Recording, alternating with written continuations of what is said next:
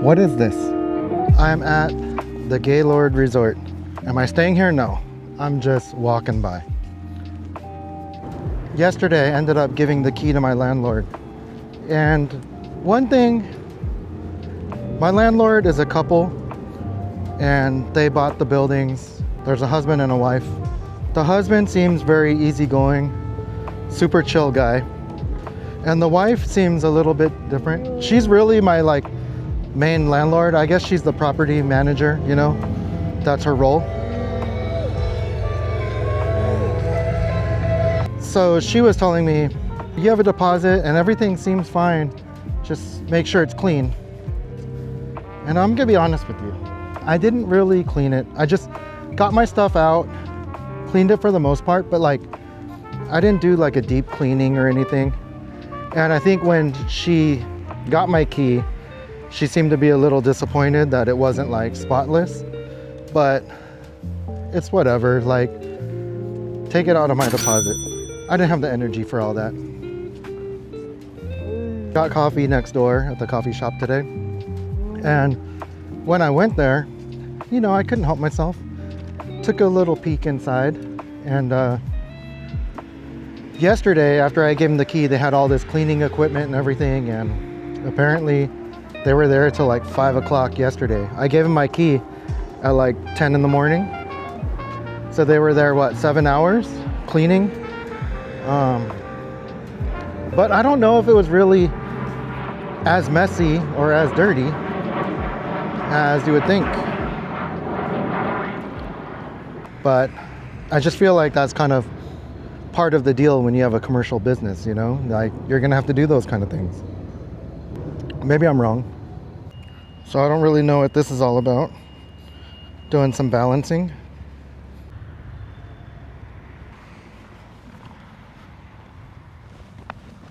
What is this? So I ran into one of my friends down at the coffee shop. And, I don't know, using the term friend, it's kind of a loose term. I'm not saying the dude isn't my friend, but it's I have friends, close friends. I can count them on my hand. And then when you expand that a little bit more, I have friends, but I wouldn't say everyone that I know is my friend. I may have their phone number, but if they don't talk to me and I don't talk to them, I don't know if that's really a friend. I wish there was another name for it. Acquaintance is that's kind of a tough term because it's that means you just know someone. But what if you know them a little bit more? A little bit more than just an acquaintance. Good morning.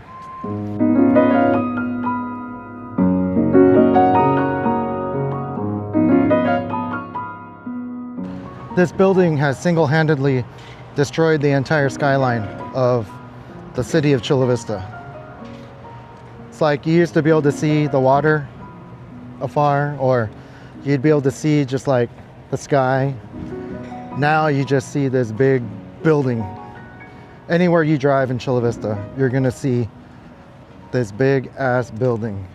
So this place does have a walkway, which is nice, but it's a little bit sterile. There's not really anything all that interesting. It really feels like you're walking around a business park. Maybe inside it's a lot different, but at least on the outskirts, it's not really, I wouldn't come down here. Right now I'm just trying to figure things out, and it's gonna take some time. I don't necessarily know what the future is in store. I just know that I still want to create. I know I still want to do things. I think now is just the time to do things in a different way. I've been doing the same thing for 10 years. It would be nice to change it up a little. And I also think when you do something for 10 years, not only are you burnt out on whatever you're doing, I think people are kind of burnt out on it too, because at least the ones that have been following you the whole journey, it's been there, done that. They've already seen it. They're not as impressed as they once were. I know that's how I am with things, especially restaurants. You see restaurants and they're still the same feeling, same uniforms, same menus, and you're like, dude, step it up. Step it up. It's 2026 already. That's kind of how I feel. But actually, that's coming from the same person that was complaining about how this building ruined my skyline. But it did, though. I mean, look at that thing. Small buildings, small buildings, small buildings. Gargantuan. So it says they're building a splash pad. It says they're building a splash pad and a playground somewhere around these parts. But what makes it kind of sucks? Kind of English is that? What makes it suck is that they kind of blocked off the entire access to get to the marina, unless I walked like over this dead grass area, and there's no landscape, there's no sidewalk or anything. So I have Jared in his wheelchair. I'm not going to do that. So at this point in time, the marina is inaccessible, which kind of sucks. And as far as like over there at the Gaylord, there really wasn't much to do. Boring ass place. So this was one of the worst adventures I've gone on as far as like showing you places. It really wasn't all that interesting. So like, first of all, going back to the shop closing, it is what it is. I didn't really want to like, I don't necessarily want to keep on talking about it and making all my vlogs about it. It is a huge thing in my life, but there's more to my life than my shop. One thing I would say though, I was talking to someone about having a shop and having the courage to start something. You know, I think for a lot of people, when it comes to like small businesses and having a shop, a lot of people dream about doing it. A lot of people are scared to do it because when it comes down to it, I think a lot of small businesses, and small businesses come in all different shapes and forms, but I'm talking about like sole proprietor, the kind where it's just a one-man band. I think for a lot of people, at least when I started too, I was just trying to find like a job for myself. So it was more so, can I take care of myself? Can I buy time? And you know, I think the reality of that is for a lot of people, it's hard for them to get to the point where they start hiring employees and they start, you know, expanding and all that stuff. A lot of times for these businesses, they're just making ends meet and making ends meet for X amount of time. So like, that was crazy. I had no idea she was behind me and I was snapping my hands and I could have hit her in the face.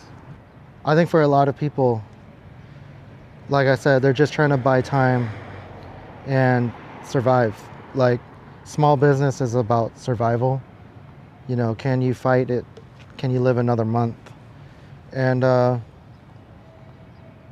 I give it up. So like, anyone that talks crap about people like, oh, that business sucks, that business whatever, they're struggling, you'll always hear crap like that.